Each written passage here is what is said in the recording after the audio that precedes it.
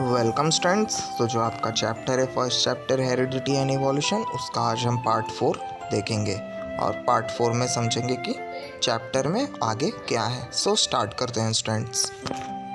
Students, आपका first chapter चालू था हेरिडिटी एंड इवोल्यूशन का, और उसमें हमने स्टार्ट किया था एविडेंसेस ऑफ द इवोल्यूशन, जिसमें से हमने मॉर्फोलॉजिकल एविडेंस पढ़ा है, एनाटॉमिकल एविडेंस पढ़ा है और वेस्टिजियल ऑर्गन्स के बारे में हमने पढ़ा था कि ये किस तरह से प्रूव करते हैं कि हमारे जो जनरेशन टू जनरेशन जो भी पास हुए उनमें इवोल्यूशन हुआ है।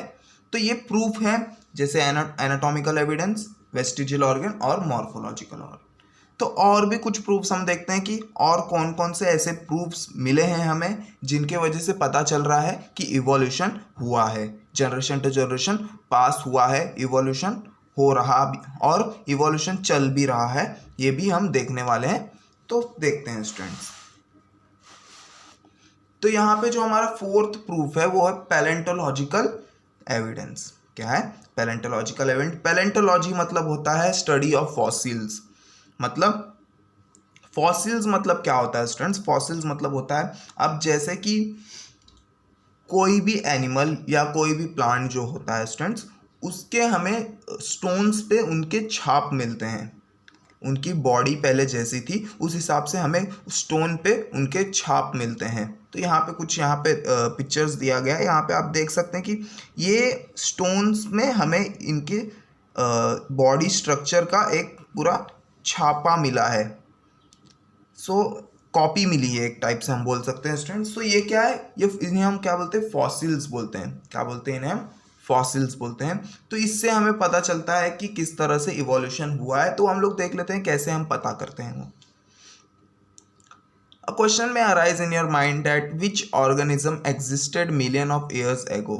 So students, सिंपल है कि आपको पता है कि डायनासोर्स थे, वो कुछ लाख साल पहले हमारे अर्थ पे रहा करते थे। बट हमें कैसे पता चला कि वो कुछ लाख साल पहले इस अर्थ पे रहते थे? तो सिंपल क्वेश्चन है स्टूडेंट्स, वो भी हम देख लेंगे कैसे हमें पता चलता है। Now this secret has been hidden in the earth. Large number of organism get buried due to disasters like flood, earthquake, volcano etcetera. Remnants and impression of such organism remain preserved underground. These are called as fossils. Study of fossils is an important aspect of such of evolution. So students, यहाँ पे आपको fossil का मतलब समझाने की कोशिश किया गया है। सो क्या होता है ना स्टूडेंट्स कि बहुत सारे ऑर्गेनिज्म बहुत सारे डिजास्टर्स में क्या होते हैं, दब जाते हैं, मिट्टी के अंदर, ज़मीन के अंदर दब जाते हैं। जैसे कि अगर फ्लड आता है, अर्थक्वेक आता है या वॉल्केनो इरप्शंस होते हैं, तो उसमें क्या होता है स्टूडेंट्स, वो जो एनिमल्स होते हैं, जो प्लांट्स होते हैं या कोई दूसरे लिविंग ऑर्गेनिजम्स होते हैं, वो क्या होते हैं, वो मिट्टी के नीचे बरी हो जाते हैं, दब जाते हैं स्टूडेंट्स। सो उनके ही इम्प्रेशंस, उनके ही रेमिनेंट्स जो बचते हैं ज़मीन के अंदर, उनका छाप आ जाता है उस ज़मीन के नीचे, और वो जब हम निकालते हैं तो हम उन्हें क्या बोलते हैं? फॉसिल्स बोलते हैं। क्या बोलते हैं स्टूडेंट्स? हम उन्हें फॉसिल्स बोलते हैं। Study of fossils is an important aspect to the study of evolution. तो देखते हैं कि अब फॉसिल से हमें किस तरह से पता चला, फॉसिल का यूज करके हम किस तरह से इवोल्यूशन को जान सकते हैं, इवोल्यूशन को प्रूव कर सकते हैं कि इवोल्यूशन हो रहा है या हुआ था, वो भी हम जान सकते हैं स्टूडेंट्स। सो देखते हैं आगे।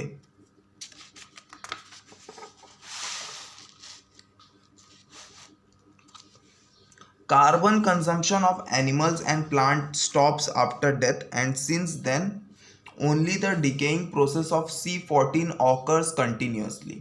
In case of dead bodies of plant and animal, instead of remaining constant, the ratio between C14 and C12 changes continuously as C12 is non-radioactive. अब स्टूडेंट्स क्या होता है कि जब कोई भी चीज़ जिंदा होती है तो उसमें कार्बन कंजम्पशन क्या होता है? कंटिन्यूसली बढ़ते रहता है। मतलब उसमें कार्बन की जो अमाउंट होती है वो कंटिन्यूसली बढ़ते रहती। बट कोई भी लिविंग ऑर्गेनिज्म जब वो डेथ हो जाती है उसकी, जब भले वो प्लांट हो या कोई एनिमल हो, तो उनमें क्या होता है? कार्बन डिके का प्रोसेस स्टार्ट होता है, कार्बन खत्म होने का प्रोसेस स्टार्ट होता है। और जो C14 कार्बन होता है, C14 एक आइसोटोप है कार्बन का स्टूडेंट्स। सो ये क्या होता है? डीके होना स्टार्ट होता है, इसमें रेडिएशंस निकलना स्टार्ट हो जाती हैं स्टूडेंट्स, और ये धीरे धीरे जो होता है कार्बन खत्म होने लगता है students. In case of dead bodies of plant and animal, instead of remaining constant, the ratio between C14 and C12 changes continuously at C12 is non-radioactive. अगर हम बात करते हैं C14 और C12 कार्बन की, तो ये दोनों कार्बन हमारे बॉडी में होते हैं, पर ये डेथ होने के बाद, किसी भी प्लांट या एनिमल के डेथ होने के बाद C14 और C12 का जो रेशियो होता है किसी भी बॉडी में, वो चेंज होने लगता है। क्योंकि जो C14 होता है स्टूडेंट्स, वो क्या होता है, डीके होने लगता है, क्योंकि ये रेडिएशन फैलाता है, तो ये क्या करेगा, धीरे धीरे खत्म होना स्टार्ट हो जाएगा स्टूडेंट्स। बट C12 वैसे ही का वैसे ही रहने वाला है, क्योंकि ये नॉन रेडियो एक्टिव होता है। The time passed since the death of the plant or animal can calculated by measuring the radioactivity of C14 and ratio of C14 to C12 present in their body. So students, हम अब कैसे पता लगाएंगे कि ये कितने साल पहले का जानवर है या कितने साल पहले का प्लांट है? सो सिंपल है स्टूडेंट्स, हम क्या करेंगे, हम स्टडी करेंगे उनके C14 कार्बन के बारे में जो उनके बॉडी में रहा करता था, या C14 टू C12 के रेशियो को हम स्टडी करेंगे और अपना एक खुद का मेजरमेंट बना के रखेंगे। अगर C14 और C12 का जो रेशियो है वो इतना रहेगा तो ये कितना साल पुराना बॉडी है। तो इस तरह से हमारा कुछ मेजरमेंट्स होता है स्टूडेंट्स की, ताकि हम तय कर सकते हैं कि कौन से कितने साल हो चुके हैं किसी भी एनिमल की डेथ होके या किसी भी ऑर्गेनिज्म की डेथ होके स्टूडेंट्स। सो इसे हम कार्बन डेटिंग का मेथड भी बोलते हैं students. This is carbon dating method, तो इसे हम क्या बोलते हैं, कार्बन डेटिंग का मेथड बोलते हैं। सो कार्बन डेटिंग का मेथड यूज करके हम कोई भी एनिमल या कोई भी प्लांट जो ज़मीन के अंदर बरीड हो चुका है स्टूडेंट्स, उसके बारे में हम जान सकते हैं वो कितना पुराना है। और भी बहुत सारे चीज़ों का होता है स्टूडेंट्स, बहुत सारे सामान जो हमें मिलते हैं ज़मीन के नीचे, उनका भी हम कार्बन डेटिंग मेथड से यूज़ करके हम उनकी एज भी निकाल लेते हैं कि कब का हो सकता है students. It is used in palaeontology and anthropology for determining the age of human fossil and manuscripts. So students, palaeontology मतलब क्या होता है, study of fossil of living organism.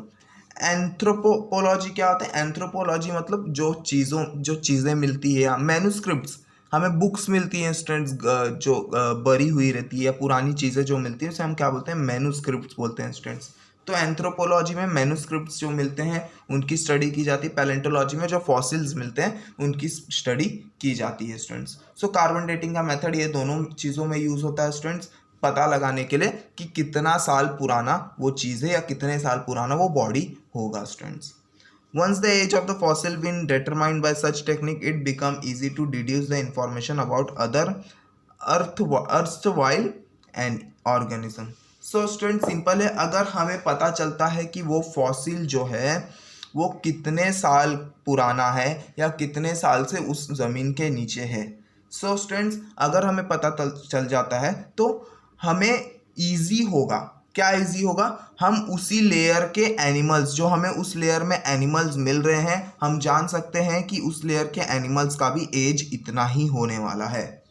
अब जैसे मैं यहाँ पे आपको एक पिक्चर दिया है स्टूडेंट्स, अगर मैं इतने लेयर में एक एनिमल के फॉसिल्स को ढूंढ लेता हूँ, अब बाय चांस मैंने ढूंढा है रैबिट के फॉसिल्स को, अब मैंने रैबिट के फॉसिल्स को ढूंढ लिया, अब मैंने कार्बन डेटिंग मेथड यूज़ की और मुझे पता चला है कि ये इस ऑर्गेनिज्म को 4 इयर्स हो चुके हैं डेथ होके।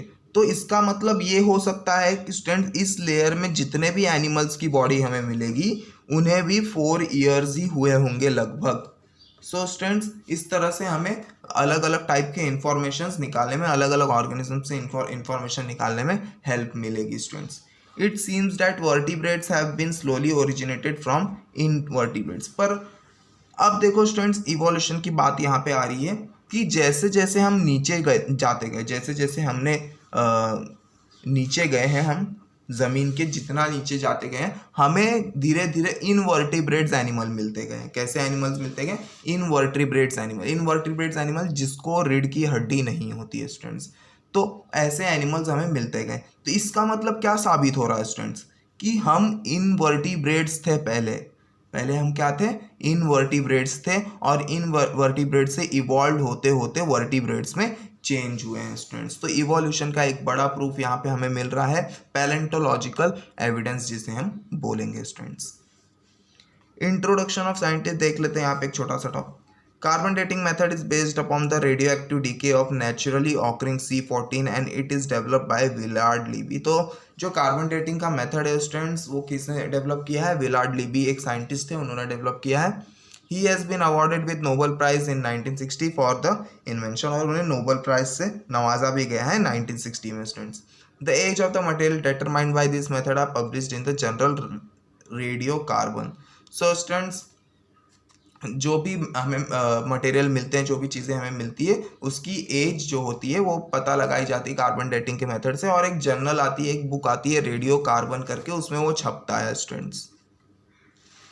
सो आई होप आपको ये पूरा जो है पैलेंटोलॉजिकल एविडेंस वो आपको समझा होगा किस तरह से ये प्रूफ कर रहा है कि इवोल्यूशन हुआ है स्टूडेंट्स। कनेक्टिंग लिंक्स, अब देखते हैं कि कनेक्टिंग लिंक्स क्या होता है स्टूडेंट्स। सो आगे चलते हैं students. Some plants and animals show some morphological character by which they can be related to two different group, hence they are called connecting links. So students यहाँ पे अब कुछ चीज़ें हमें देखनी है, देखते हैं कि किस तरह क्या होता है कनेक्टिंग लिंक, पहले वो समझेंगे स्टूडेंट्स। सो कुछ एनिमल्स या कुछ प्लांट्स जो होते हैं, जैसे प्लांट ए हो गया और प्लांट बी होता है स्टूडेंट्स। सो मुझे क्या पता चल रहा है कि प्लांट ए और प्लांट बी में जो मॉर्फोलॉजी, उनका जो फिजिकल अपीयरेंस है, फिजिकल कैरेक्टरिस्टिक्स है जो, वो थोड़े थोड़े सेम है, तो उन्हें हम क्या बोलेंगे? कनेक्टिंग लिंक्स बोलेंगे। क्या बोलेंगे स्टूडेंट्स? कनेक्टिंग लिंक्स बोलेंगे। ठीक है स्टूडेंट्स, मैं आपको समझा देता हूँ यहाँ पे अच्छे तरह से, आपको समझ जाएगा कि कनेक्टिंग लिंक्स मतलब होता क्या है। अब यहाँ पे मैंने क्या लिया है स्टूडेंट्स, अब यहाँ पे समझो, मैं ये एक सिर्फ एग्जांपल है स्टूडेंट्स। यहाँ पे मैंने एक डॉग लिया है, टाइगर लिया है, ठीक है स्टूडेंट्स। अब देखो स्टूडेंट्स, मैं लेता हूँ डॉग के मॉर्फोलॉजिकल कैरेक्टर की, उससे 4 लेग्स होते हैं। क्या है? 4 लेग्स होते हैं। और टाइगर को भी क्या होते हैं? 4 लेग्स होते हैं, ठीक है स्टूडेंट्स। सो इनका जो मॉर्फोलॉजिकल कैरेक्टरिस्टिक है, क्या स्टूडेंट्स? मॉर्फोलॉजिकल कैरेक्टरिस्टिक, जो इनका फिजिकल कैरेक्टरिस्टिक है, वो हमें क्या दिख रहा है? सेम दिख रहा है। कैसा दिख रहा है स्टूडेंट्स? रिलेटेड दिख रहा है, सेम दिख रहा है ना स्टूडेंट्स। सो इसका मतलब क्या है? ये दोनों कनेक्टिंग लिंक हो सकते हैं। क्या हो सकते हैं? कनेक्टिंग लिंक हो सकते हैं, ठीक है स्टूडेंट्स। हम लोग समझेंगे कि किस तरह से कनेक्टिंग लिंक होता है स्टूडेंट्स। कनेक्टिंग लिंक मतलब अब जैसे हम फॉक्स और डॉग की हम बात कर लेते हैं,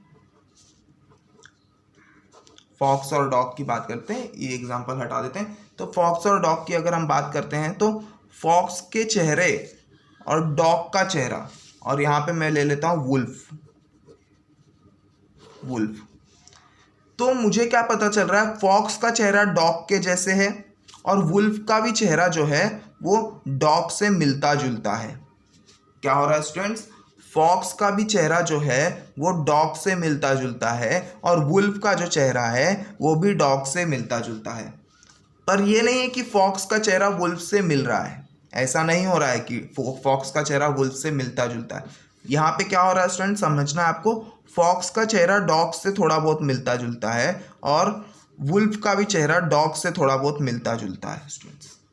सो डॉग क्या है? ये दोनों के बीच का कनेक्टिंग लिंक है, और प्रूफ क्या हो रहा है कि फॉक्स इवॉल्व होके वुल्फ में चेंज हुए हैं। तो इससे क्या प्रूफ हो रहा है स्टूडेंट्स? फॉक्स का इवोल्यूशन होता है और वो वुल्फ में चेंज होते हैं। जहाँ पे जो बीच का एनिमल होता है, जो बीच के एनिमल को हम लोग क्या बोलते हैं? कनेक्टिंग लिंक एनिमल बोलते हैं। क्या बोलते हैं इसे हम? Connecting link. क्योंकि पहले फॉक्स जो है वो डॉग में चेंज हुआ होगा धीरे धीरे इवॉल्व होके, और फिर डॉग जो है धीरे धीरे इवॉल्व होके वुल्फ में चेंज हुआ होगा। तो डॉग क्या है यहाँ पे? कनेक्टिंग लिंक है स्टूडेंट्स। समझेंगे हम लोग फिर से पढ़ते हुए।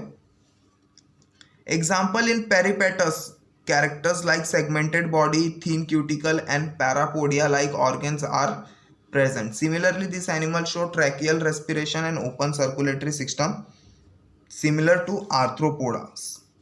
This indicates that peripatus is connecting link between Annelida and arthropoda.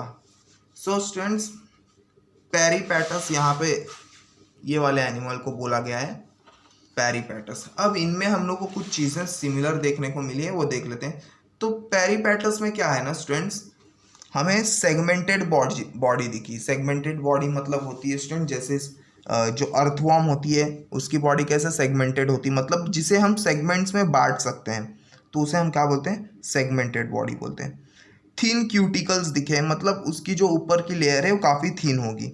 Parapodia like organs, parapodia like organs मतलब क्या होता है स्टूडेंट्स, जैसे ये वाला ये है ना स्टूडेंट्स, ये क्या है, पैरापोडिया टाइप ऑर्गन्स, इसे हम क्या बोलते हैं, पैरापोडिया टाइप ऑर्गन्स बोलते हैं स्टूडेंट्स।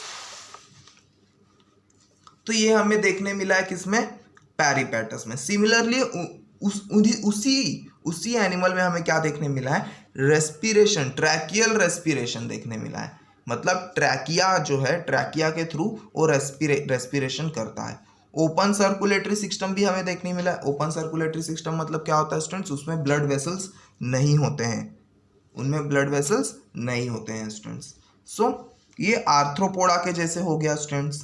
कैसे हो गया, आर्थ्रोपोडा के भी हमें इसमें कैरेक्टरिस्टिक्स देखने मिल रहे हैं, साथ ही साथ एनेलिडा ग्रुप के भी हमें कैरेक्टरिस्टिक्स देखने मिल रहे हैं। इसका मतलब क्या है, जो पेरिपेटस एनिमल है वो कनेक्टिंग लिंक है ये दोनों के बीच का। कौन कौन सा एनिमल्स के बीच का, एनेलिडा और आर्थ्रोपोडा एनिमल्स के बीच का वो कनेक्टिंग लिंक है। हम पेरिपेटस को किस में काउंट करेंगे, एनेलिडा में भी काउंट करेंगे, आर्थ्रोपोडा में भी काउंट करेंगे, क्योंकि इसके पास वो दोनों कैरेक्टरिस्टिक्स है स्टूडेंट्स। इसीलिए पेरिपेटस क्या है, कनेक्टिंग लिंक है ये दोनों का, एनेलिडा का और आर्थ्रोपोडा का students. Similarly, duck-billed platypus lays egg like reptiles but shows relationship with mammals too due to presence of mammary glands and hairs. So students, अगर हम लोग duck-billed platypus की अगर हम बात करते हैं, duck-billed platypus के पास जो होता है स्टूडेंट्स, उनके पास एक कैरेक्टरिस्टिक है एग ले करने का, कि वो अंडे देते हैं अपने बच्चों को जन्म देने के लिए। तो ये किसकी कैरेक्टरिस्टिक्स है, ये ज़्यादातर के रेप्टाइल्स की कैरेक्टरिस्टिक है स्टूडेंट्स। और एक इनके पास जो है, इनके पास मेमरी ग्लैंड्स है। क्या है स्टूडेंट्स, उन्हें मिल्क फीड करने के लिए इनके पास क्या है, मेमरी ग्लैंड्स हैं। मिल्क फीड करने के लिए इनके पास क्या है, मेमरी ग्लैंड्स है, जो कि रेप्टाइल्स के पास नहीं होता है। बट डक बाइल ऐसा एनिमल है जो एग ले करता है, अंडे देता है और अपने बच्चों को दूध भी पिलाता है स्टूडेंट्स। ये ऐसा एनिमल है। तो ये क्या है स्टूडेंट्स, ये मैमल्स और रेप्टाइल्स के बीच का है। क्या है, मैमल्स और रेप्टाइल्स के बीच में का एनिमल है, जो दोनों को कनेक्ट कर रहा है। क्या हो रहा है, दोनों को कनेक्ट कर रहा है। अब इससे हम लोग को क्या पता चल रहा है स्टूडेंट्स, पता है आपको, कि रेप्टाइल्स से जो है मैमल्स बने हैं। क्या हुआ, रेप्टाइल्स से जो है मैमल्स बने हैं। पहले रेप्टाइल्स इवॉल्व हुएंगे, धीरे धीरे इवॉल्व होते होते हुए ऐसे एनिमल्स बने होंगे, जैसे कि डक बाइल प्लैटिपस बना है, जैसे कि डक बाइल प्लैटिपस बना है। और डक बाइल प्लैटिपस इवॉल्व होके मैमल्स में चेंज हुआ होगा। मैमल्स मतलब जो अपने बच्चों को दूध फीड करते हैं स्टूडेंट्स, उसे हम क्या बोलते हैं, मैमल्स बोलते हैं। मिल्क फीड करने वाले जो होते हैं उन्हें हम क्या बोलते हैं, मैमल्स बोलते हैं, जिनके पास मेमोरी ग्लैंड्स होते हैं स्टूडेंट्स। सो रेप्टाइल्स और मैमल्स के बीच का कनेक्टिंग लिंक क्या है, डक बाइल प्लैटिपस। क्या है स्टूडेंट्स, डक बाइल प्लैटिपस, जो कि अंडे भी ले करता है और अपने बच्चे को मिल्क भी फीड करता है, क्योंकि इसके पास मेमोरी ग्लैंड्स प्रेजेंट होते हैं, साथ ही साथ इनके पास बाल भी प्रेजेंट होते हैं, हेयर्स भी प्रेजेंट होते हैं। Lungfish performs respiration with lungs irrespective of being fish. This example indicates that mammals are evolved from the reptiles and amphibian from fishes. अब यहाँ पे सबसे बड़ा प्रूफ यहाँ पे हमें मिलता है कि लंग फिश पाई गई है। क्या पाई गई है, लंग फिश पाई गई है, जिसके पास लंग्स होते हैं रेस्पिरेशन करने के लिए।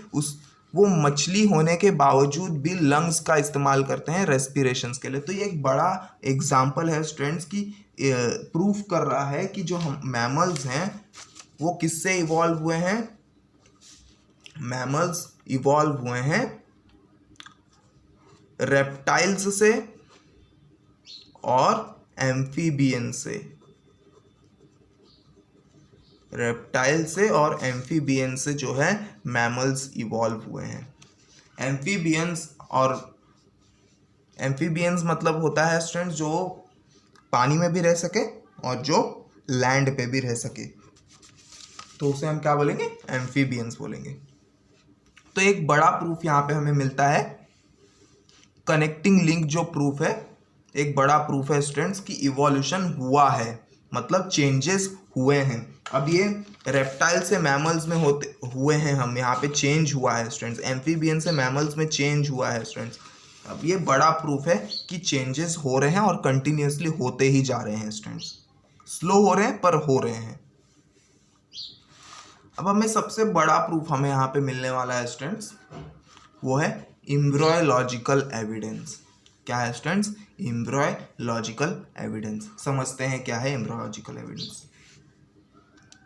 Comparative study of embryonic development stages of various vertebrates given in the picture shows that all embryos show extreme similarities during initial stage and those similarities decreases gradually. Similarities in initial stage indicates the common origin of all these animals. अब यहाँ पे हम देखने वाले हैं एम्ब्रॉय development. So students, starting stage of baby, एक बच्चे का हमें स्टार्टिंग स्टेज, अगर हम गर्भ में उसका स्टार्टिंग स्टेज हम देखते हैं तो सभी वर्टिब्रेट्स के बच्चे जो होते हैं वो ऐसे दिखते हैं।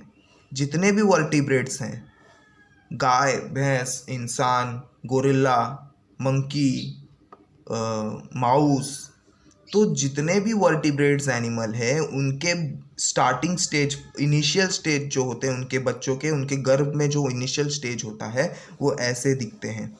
कैसे दिखते हैं, सेम दिखते हैं। कैसे दिखेंगे स्टूडेंट्स, सेम टू सेम दिखेंगे, सिमिलर दिखेंगे स्टूडेंट्स। और उसके बाद धीरे धीरे ये सिमिलैरिटीज क्या होती जाती है, कम होती जाती है, पर जो इनिशियल स्टेज जो होता है उनका वो सेम होता है। इससे हमें सबसे बड़ा प्रूफ मिल रहा है कि हमारा ओरिजिन जो है वो एक है। हर एक वर्टिब्रेट्स का ओरिजिन क्या है, एक ही चीज़ है कोई तो। इससे एक बड़ा प्रूफ हमें आ रहा है। तो ये सबसे बड़ा प्रूफ है स्टूडेंट्स, एम्ब्रियोलॉजिकल एविडेंस, जो प्रूफ करता है कि इवोल्यूशन हुआ है स्टूडेंट्स। किसी एक ही ओरिजिन से गाय भी बना होगा तो किसी एक ही ओरिजिन से गोरिल्ला भी बनना होगा, किसी एक ही ओरिजिन से हम भी बने होंगे तो किसी एक ही ओरिजिन से माउस भी बना होगा स्टूडेंट्स। ये पूरा प्रूफ कर रहा है एम्ब्रियोलॉजिकल एविडेंस स्टूडेंट्स, मतलब हमारे जो एंसेस्टर्स होंगे वो सेम होंगे स्टूडेंट्स। आगे देखते हैं, और कंडीशंस के हिसाब से जो ऑर्गन्स बने हैं वो इवॉल्व होके बने हुए हैं स्टूडेंट्स। अब यहाँ पे जो है आपका एविडेंसेस जो है वो खत्म हो चुका है। 6 प्रूफ दिए गए थे थ्योरी में, जो प्रूफ कर रहे थे कि हमारे में इवोल्यूशन हुआ है, हमारे में चेंजेस हुए हैं, हमारे एंसेस्टर्स एक हैं, हमारे ओरिजिन एक है students.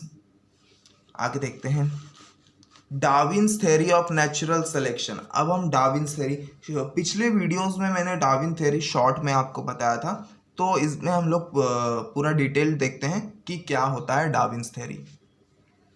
Charles Darwin had collected innumerable specimens of plants and animals, and depending upon the observation of those specimens, he published the theory of natural selection, which preaches the survival of fittest. So student, Charles Darwin एक scientist थे students, जिन्होंने बहुत सारे मतलब innumerable, अनगिनत specimens को जमा किया था, प्लांट्स के, एनिमल्स के, और उन्हें वो ऑब्जर्व करते थे। उन स्पेसिमेंट्स को क्या करते थे, ऑब्जर्व करते थे, उन पे रिसर्च करते थे, और ऑब्जर्व करते करते उन्होंने क्या दिया है, उन्होंने थ्योरी ऑफ नेचुरल सिलेक्शन, एक बुक, एक थ्योरी दी है हमें, जो क्या प्रूफ करती, जिसमें क्या है स्टूडेंट्स, सर्वाइवल ऑफ फिटेस्ट। अब ये लाइन जो है काफ़ी इंपॉर्टेंट है स्टूडेंट्स, ये 3 वर्ड का जो सेंटेंस है काफ़ी इंपॉर्टेंट है। सर्वाइवल ऑफ फिटेस्ट, पूरे थ्योरी में आपको यही समझा है, survival of fittest. Darwin's theory, अगर आपको कोई पूछता है कि Darwin's theory of natural selection क्या है, तो आपको याद आना चाहिए कि सर्वाइवल ऑफ फिटेस्ट। अब इसका मतलब क्या है, अब इसका मतलब मैं आपको एकदम ईजिली समझाने वाला हूँ कि सर्वाइवल ऑफ फिटेस्ट मतलब होता क्या है।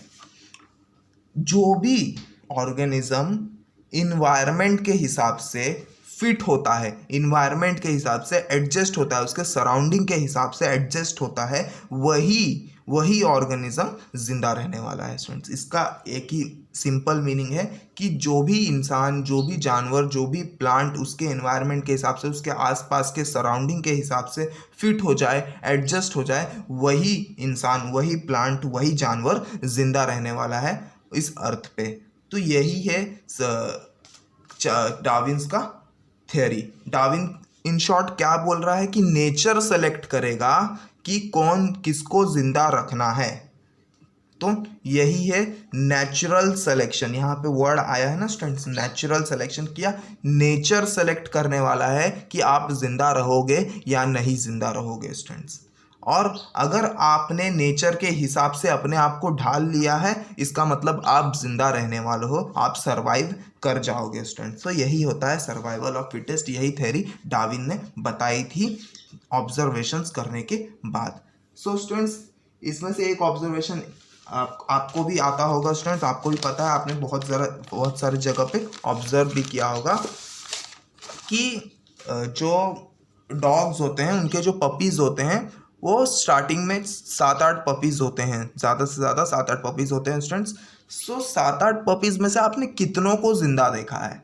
आपने 2-3 को ज़िंदा देखा होगा स्टूडेंट, ज़्यादा से ज़्यादा आपने 2 या 3 को ज़िंदा देखा होगा। तो बाकी के पपीज़ कहाँ जाते हैं? तो बाकी के पपीज़ जो होते हैं अपने आप को एडजस्ट नहीं कर पाते हैं नेचर के हिसाब से, अपने आप को उसमें ढाल नहीं पाते हैं, इसके लिए उनकी क्या हो जाती, डेथ हो जाती। नेचर उनको सेलेक्ट ही नहीं करता, नेचर उनको अलाउ ही नहीं करता है कि तुम जिंदा रहो, इसके लिए क्या होता है, उनकी डेथ हो जाती है। और बाकी जो 3-4 पपीज़ बचते हैं वो सीख जाते हैं कि उन्हें कैसे रहना है, वो एडजस्ट कर लेते हैं अपने आप को, तो वो फिट हो जाते हैं वहाँ पे। तो नेचर उन्हें सेलेक्ट करता है कि आप जिंदा रहेंगे, आप सरवाइव कर सकते हैं स्टूडेंट्स। सो यही डार्विन्स थ्योरी होती है students. For this purpose Darwin's have published a book titled origin of species. तो ओरिजिन ऑफ स्पीशीज जो है उनके बुक का नाम है, जिसमें कि पूरे थ्योरी को अच्छे से समझाया गया है students. While explaining the concept, Darwin said that all the organisms reproduce proficiently. All the organisms compete with each other in a life-threatening manner. In this competition, only those organisms sustain which shows the modification essential for winning the competition. तो अब Darwin समझाते हैं, अब Darwin समझाते हुए क्या बोलते हैं कि स्टूडेंट कि जितने भी ऑर्गेनिजम्स हैं वो तो पहली बात रिप्रोड्यूस करते हैं प्रोफिकली, मतलब एक से ज़्यादा को वो जन्म देते हैं। वो तो क्या करते हैं, वो अपने जैसे को रिप्रोड्यूस करते हैं और एक से ज़्यादा को रिप्रोड्यूस करते हैं, कंटिन्यूसली रिप्रोड्यूस करते हैं स्टूडेंट्स। उनके ऑब्जर्वेशन के हिसाब से ये उन्हें पता चला है। और जितने भी ऑर्गेनिजम्स होते हैं स्टूडेंट्स, वो क्या करते हैं, कंपीट करते हैं एक दूसरे से।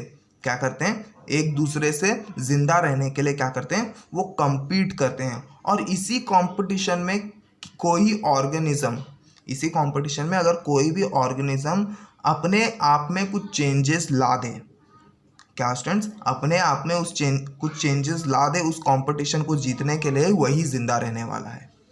अब जिंदा रहने के लिए ये सभी ऑर्गेनिजम्स क्या करते हैं, ये सभी ऑर्गेनिजम्स compete करते हैं एक दूसरे से स्टूडेंट्स। अगर मैं बात करता हूँ हिरन के बच्चे की स्टूडेंट्स, तो हिरन के समझो 2 बच्चे हैं, क्या है, हिरन के 2 बच्चे हैं स्टूडेंट्स। यहाँ पे टाइगर उन्हें देख लेता है तो ये क्या करेगा, इनको मारने की कोशिश करेगा। अब वो टाइगर क्या करेगा, किसी एक को मारेगा, ए या तो बी को मारेगा। अब ए बी क्या करेंगे, ए और बी जो होंगे वो रन करेंगे, क्या करेंगे स्टूडेंट्स, भागेंगे, ताकि टाइगर जो है उन्हें ना मारे। अब ए और बी में से जो फास्ट भागेगा वो क्या हो जाएगा, वो कंपटीशन जीत जाएगा, क्या करेगा, वो बच जाएगा, वो सरवाइव कर जाएगा, जिंदा रह पाएगा। तो इसी तरह से सभी ऑर्गेनिजम्स में क्या होते हैं स्टूडेंट्स, कॉम्पिटिशन्स होते हैं जिंदा रहने के लिए, और जो अपने आप को उसमें ढाल ले। अब हो सकता है कि यहाँ पे बी जो है वो फास्ट नहीं भाग पा रहा है, पर बी ने क्या किया, बी ने दूसरा तरीका इस्तेमाल किया कि वो घास में छुपेगा, क्या करेगा, घास में छुपेगा। पर ए क्या कर रहा है, रन करते जा रहा है, और टाइगर क्या कर रहा है, इसके पीछे रन करते करते इसको पकड़ लेता है, ए को क्या करता है, पकड़ लेता है। अब देखो स्टूडेंट्स, बी ने क्या किया, भले ये रन नहीं कर पा रहे पर इसने अपने आप में एक चेंजेस लाया कि वो छुप सकता है। वो क्या करेगा, घास में छुप सकता है स्टूडेंट्स। तो ये भी एक टाइप का चेंजेस होता है स्टूडेंट्स। जो भी ऑर्गेनिज्म अपने आप एक अलग सा मॉडिफिकेशन लाए, अलग सा चेंज लाए उस कंपटीशन को जीतने के लिए, तो ये सब वही ऑर्गेनिज्म जिंदा रह सकता है, वही ऑर्गेनिज्म इस कंपटीशन को जीत सकता है students. However, beside this, natural selection also plays important role because nature selects only those organisms which are fit to live and the rest perish। तो मैंने आपको पहले ही बोला है कि नेचुरल सिलेक्शन क्या होता है स्टूडेंट्स, कि नेचर सेलेक्ट करेगा ऑर्गेनिजम्स को, किसी भी लिविंग ऑर्गेनिजम्स को नेचर सेलेक्ट करेगा कि उसे जिंदा रहना है या नहीं रहना है। अगर वो फिट होता है नेचर के हिसाब से, अगर वो ऑर्गेनिज्म फिट हो जाता है तो नेचर उसे सेलेक्ट कर लेगा और बाकी के जो होंगे वो गायब हो जाएंगे students. Sustaining and selected organism can perform reproduction and thereby give rise to a new species with their own specific characters. So student, जो भी जानवर या जो भी इंसान, जो भी प्लांट जिंदा रह जाता है, फिट हो जाता है, नेचर उसको सेलेक्ट कर लेता है, तो वो रिप्रोडक्शन करता है और अपने जैसे को जन्म देता है न्यू कैरेक्टर के साथ, उसके एक स्पेसिफिक कैरेक्टर के साथ। Darwin's theory of natural selection was widely accepted for a long duration. However, some objections were raised against the theory. Some of the main objections. तो स्टूडेंट्स, बहुत दिनों तक इसे बहुत ही सही माना गया है स्टूडेंट्स, और काफ़ी हद तक ये सही भी है, बट कुछ ऑब्जेक्शंस हैं वो हम लोग देख लेते हैं। Natural selection is not the only factor responsible for evolution. तो ऑब्जेक्शन ये है कि डार्विन्स के हिसाब से नेचुरल सिलेक्शन ही एक इवोल्यूशन के लिए रेस्पॉन्सिबल है, पर नेचुरल सिलेक्शन ही एक फैक्टर नहीं है। ऐसे बहुत सारे फैक्टर्स जो इवोल्यूशन के लिए रेस्पॉन्सिबल है, जो इवोल्यूशन ला रहे हैं। Darwin's did not mention any explanation about useful and useless modification. तो और डार्विन्स के थ्योरी में कोई भी ऐसा एक्सप्लेनेशन नहीं है कि जो कि बता सके कि ये यूजफुल मॉडिफिकेशन था और ये वाला यूजलेस मॉडिफिकेशन था, ऐसा कोई एक्सप्लेनेशन नहीं दिया गया है। There is no explanation about slow changes and abrupt changes. और डार्विन्स के थ्योरी में ऐसा कोई भी एक्सप्लेनेशन नहीं है स्लो चेंज के बारे में या कोई सडन चेंज के बारे में, तो ऐसा कोई भी एक्सप्लेनेशन डार्विन ने नहीं दिया। तो ये कुछ ऑब्जेक्शंस हैं स्टूडेंट्स। और जो इवोल्यूशन के मामले में अगर डार्विन्स थ्योरी की बात करें तो डार्विन ने बहुत ही बड़ा काम किया है इन सब रिसर्चेस में स्टूडेंट्स। आगे देखते हैं क्या है।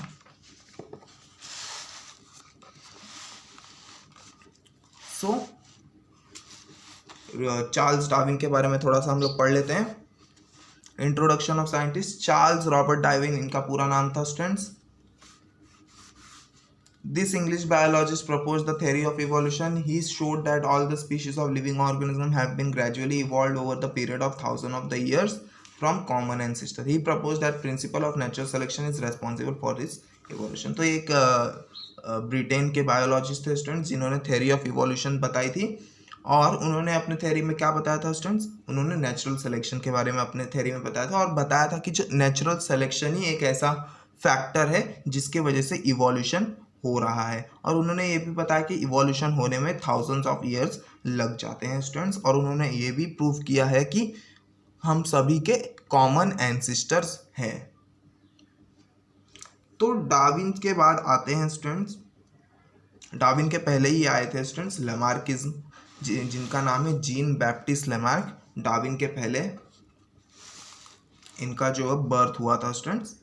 सो अभी हम लोग देख लेते हैं लैमार्किज्म होता क्या है।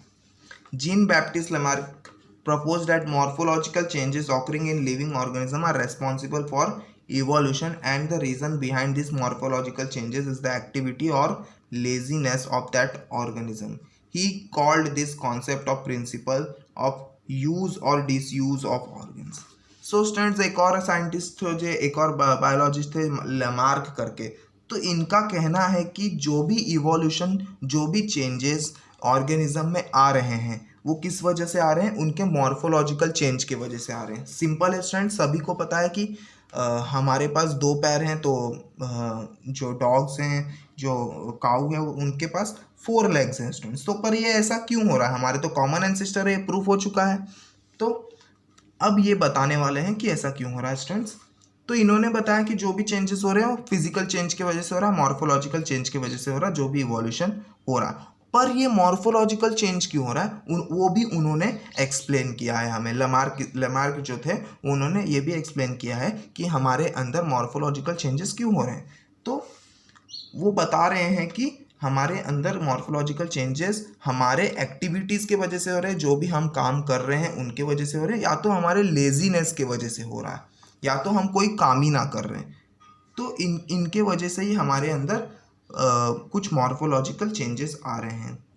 तो इन्होंने एक प्रिंसिपल दिया है, यूज़ और डिसयूज़ ऑफ ऑर्गन्स, यूज़ और डिसयूज़ ऑफ ऑर्गन। तो ये प्रिंसिपल है कि अगर आप किसी ऑर्गन का यूज़ करते हैं तो वो इवॉल्व होगा, अगर आप कोई ऑर्गन का यूज़ करना बंद कर देते हैं तो वो इवॉल्व नहीं होगा, उसमें कोई चेंजेस नहीं आएंगे स्टूडेंट्स। सो वो हम लोग देख लेते हैं। Further, he said that the neck of the giraffe has become too long due to the browsing on leaves of a tall plant by extending their necks for several generations. Similarly, soldiers of the iron smith have become very strong due to frequent hammering movement. So, इन्होंने काफ़ी अच्छा example हमें दिया है students कि इन्होंने giraffe के नेक के बारे में बात की, जिराफ के गले के बारे में बात की है। तो जिराफ का जो गला होता है काफ़ी लॉन्ग होता है, आप सभी को मालूम है। तो ये लॉन्ग पहले से नहीं था, जिराफ जो था पहले हॉर्स टाइप था। कैसा था स्टूडेंट्स? हॉर्स टाइप था।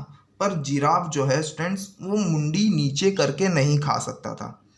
उनकी एक डिसएडवांटेज ये था उनके बॉडी का कि वो नीचे मुंडी करके घास नहीं खा सकते थे। तो वो क्या करते थे, वो लीव्स को खाते थे प्लांट के। पर अब हरदम तो उन्हें लीव्स, प्लांट के जो लीव्स है वो नीचे तो मिलेंगे नहीं, तो उन्होंने वो क्या करते थे, मुंडी ऊपर कर करके वो धीरे धीरे वो लीव्स को खाते थे। तो ऐसे जनरेशन टू जनरेशन जब पास होते गया तो उनका जो नेक का साइज़ है, नेक की लेंथ जो है वो धीरे धीरे बढ़ते गई और बढ़ बढ़ के मतलब एकदम ज़्यादा बड़ी हो गई, और जिराफ को हम जानने लगे उनके बड़े नेक के वजह से स्टूडेंट्स। तो ऐसे बहुत सारे जनरेशन पास हुए होंगे तब जाके जिराफ का जो नेक है वो बड़ा हुआ होगा स्टूडेंट्स। सिमिलरली उन्होंने एक और एग्जांपल दिया है, उन्होंने बात की है लोहार के कंधों की। तो लोहार के कंधे जो होते हैं वो काफ़ी मजबूत होते हैं स्टूडेंट्स, क्योंकि वो मजबूत इसलिए हो जाते हैं ताकि जब आप हैमर का जब इस्तेमाल आप कंटिन्यूस करेंगे तो आपका भी कंधा जो होगा वो काफ़ी मजबूत हो जाएगा स्टूडेंट्स। सो ऐसे ही इवोल्यूशन हुआ होगा नेक के भी। मतलब यहाँ पे देखो उन्होंने समझाया कि मॉर्फोलॉजिकल फिजिकली कैसा चेंज हो रहा है स्टूडेंट्स। तो इधर पे देखो हमारे नेक का जो है, जिराफ के नेक का चेंज हुआ है। यहाँ पे देखो स्टूडेंट्स शोल्जर्स का चेंज हुआ है, उनके कंधों का चेंज हुआ है। Wings of the birds like ostrich and emu have become weak due to no use. अब देखो स्टूडेंट्स, अगर हम बात करते हैं ऑस्ट्रिच, शुतुरमुर्ग जिसे हम हिंदी में बोलते हैं, ऑस्ट्रिच और ईमू जो कि लगभग सेम है स्टूडेंट्स, इनकी अगर हम बात करते हैं तो ये उड़ नहीं पाते हैं। इनके विंग्स तो होते हैं पर काफ़ी कमज़ोर हो जाते हैं, ये उड़ नहीं पाते हैं। क्यों नहीं उड़ पाते हैं? क्योंकि ये अपने विंग्स का यूज़ ही नहीं करते उड़ने के लिए। तो जैसे जैसे इवोल्यूशन हुआ इनके विंग्स का यूज़ वो नहीं करते गए और उनके विंग्स वीक हो चुके हैं। अब वो परमानेंटली वीक हो चुके हैं क्योंकि ये यूज़ नहीं कर रहे हैं। Legs of the bird like swan and duck have become useful for swimming due to living in water, and snake have lost their legs by modification in their body for burrowing habits. So students, एक और example यहाँ पे हमें पता चल रहा है, जैसे कि आपने स्वैम्स और डक को देखा हुआ, हंस और बतख जो होते हैं, आपने उनके पैरों को देखा होगा कैसे उनके पैर में वेब्स आ चुके हैं, इधर बीच बीच में वेब्स हो जाते हैं स्टूडेंट्स। सो वो डेवलप हुए हैं, जनरेशन टू जनरेशन पास होने के बाद डेवलप हुए हैं, क्योंकि वो पानी में रहते थे। वो बर्ड्स क्या होते थे, पानी में रहते थे और धीरे धीरे उनके पैर जो है उस तरह से डेवलप होते गए। पर ऐसी अगर हम बात करते हैं स्नेक वगैरह की, तो स्नेक के जो पैर थे वो गायब हो चुके हैं। क्यों गायब हो चुके हैं? क्योंकि स्नेक ज़्यादा जो है वो होल्स में रहना पसंद करते हैं, और होल्स में रहना पसंद करते हैं तो वो ज़्यादा चलेंगे नहीं तो उनको पैर यूज़ नहीं करेंगे। पैर यूज़ नहीं किया तो पैर गायब हो गए उनके। All these examples are a type of acquired characteristics and are transferred from one to another generation. तो इसमें acquired characters क्या है? देखो स्टूडेंट्स कि वो पैरों का इस्तेमाल नहीं कर रहे, तो एक टाइप से क्या है, एक्वायर्ड कैरेक्टर है।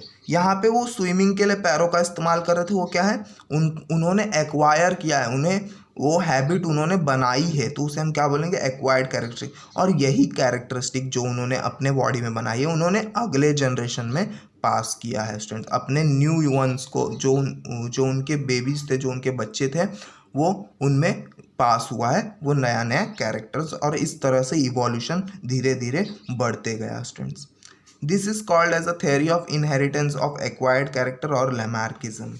तो इसी चीज़ को हम लोग क्या बोलते हैं students, theory of inheritance of acquired character. अब यहाँ इसका मतलब क्या है students, inheritance of acquired character मतलब जो भी कैरेक्टर ये डेवलप कर रहे हैं इनका इनहेरिटेंस हो रहा है, one generation to another generation transfer हो रहा है। इनहेरिटेंस मैंने आपको पहले ही बताया, इनहेरिटेंस मतलब क्या होता है, one generation to other generation कोई भी कैरेक्टरिस्टिक पास होता है तो उसे हम इनहेरिटेंस बोलते हैं। तो यहाँ पे क्या पास हो रहा है, एक्वायर्ड कैरेक्टर का पास हो रहा है। तो यही थ्योरी लमार्क ने दिया था, इसलिए इसे हम क्या बोलते हैं, लमार्किज्म भी बोलते हैं स्टूडेंट्स।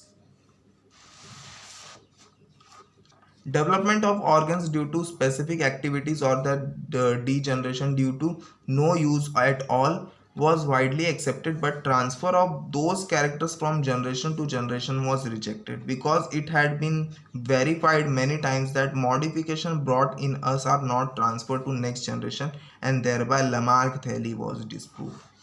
पर स्टूडेंट्स क्या हुआ है कि लैमार्किज्म की जो थ्योरी थी, लैमार्क की जो थ्योरी थी वो मानी नहीं गई।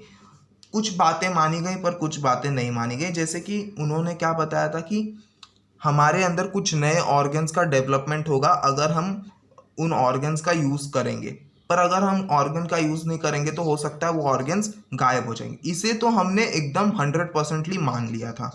बट जो उन्होंने बोला था कि जो कैरेक्टर ये अपने में बना रहे हैं, जो कैरेक्टर्स कोई भी ऑर्गेनिज्म अपने में बना रहा है वो कैरेक्टरिस्टिक पास नहीं होता है स्टूडेंट्स, क्योंकि ये साइंस ने जब स्टडी की स्टूडेंट्स तो उन्हें पता चला है कि, जैसे मैं आपको एक एग्जांपल अब बता देता हूँ स्टूडेंट्स, जैसे कि आप जो हैं, आपके जो फादर हैं उन्हें कर्सिव राइटिंग जो है वो काफ़ी अच्छे से आती। कर्सिव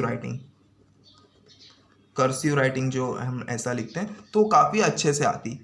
तो क्या आपको भी कर्सिव राइटिंग काफ़ी अच्छे से आएगी क्या? नहीं आएगी। हो सकता है आ सकती है अगर आप मेहनत करेंगे, बट आप बाय बर्थ आपको कर्सिव राइटिंग आएगी क्या? नहीं आने वाली है। इसका मतलब क्या है, जो कैरेक्टरिस्टिक आपके फादर ने सीखा है, जो कैरेक्टरिस्टिक आपके फादर ने बनाया है वो आप में ट्रांसफ़र नहीं हो सकती है। तो यही बात नहीं एक्सेप्ट की गई और यही बात लमार्क ने बताया था कि जो आदत आप बना रहे हैं, जो कैरेक्टरिस्टिक आप बना रहे हैं वो भी ट्रांसफ़र होता है स्टूडेंट्स। तो इस वजह से यही एक कारण है कि उनकी जो थ्योरी थी उसे डिसअप्रूव किया गया, उसे नहीं माना गया। The living organism can transfer the character which has acquired to the next generation, this is called ancestry of acquired characters. तो यहाँ पे क्या दिया है student, the living organism can transfer the characters which it has acquired to the next generation, this is called ancestry of acquired characters। तो यहाँ पे एक बात है कि स्टूडेंट्स कुछ कैरेक्टर्स को जो है वो लिविंग ऑर्गेनिजम्स जो है नेक्स्ट जनरेशन में डाल सकते हैं, जिसे हम क्या बोलते हैं, एंसेस्ट्री ऑफ एक्वायर्ड कैरेक्टर्स। कुछ कैरेक्टर्स जो हैं वो ट्रांसफ़र हो सकते हैं, कुछ एक्वायर्ड कैरेक्टर्स जो हैं वो ट्रांसफ़र हो सकते हैं, पर सभी एक्वायर्ड कैरेक्टर जो है वो ट्रांसफ़र नहीं हो पाएंगे स्टूडेंट्स। और जो इसे हम क्या बोलते हैं, एंसेस्ट्री ऑफ एक्वायर्ड कैरेक्टर बोलते हैं students. So students I hope आपको ये पूरा लैमार्किज्म थ्योरी जो था वो आपको समझा होगा स्टूडेंट्स, और डार्विन्स थ्योरी आपको समझा होगा। नेक्स्ट वीडियो में हम आगे स्पेशिएशन और ह्यूमन इवोल्यूशन के बारे में पढ़ेंगे स्टूडेंट्स, छोटा सा टॉपिक बचा है। सो आई होप आपको जो पूरा चैप्टर है वो अच्छे से समझा होगा। नेक्स्ट वीडियो में बचा हुआ पार्ट जो है वो हम देखेंगे स्टूडेंट्स। सो इस वीडियो में इतना ही। सो थैंक यू स्टूडेंट्स, मिलते हैं नेक्स्ट वीडियो में।